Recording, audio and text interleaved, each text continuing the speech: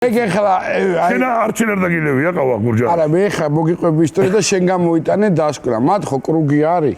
ხო. მაგაზე იყო დედაზე დაგინებული მაგ კრუგზე. ეგ ვიცი. გითხრა ჩემ ისტორიას გიყვები.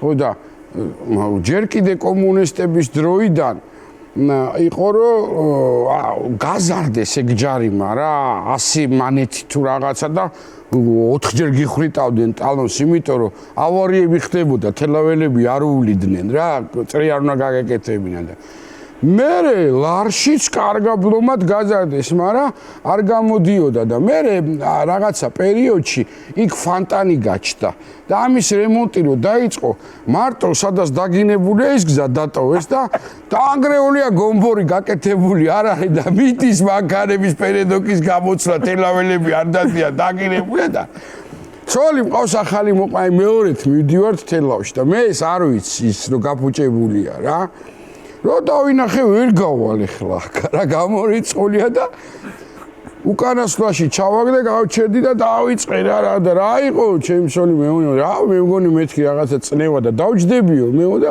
აი მეთქი დაჭეკი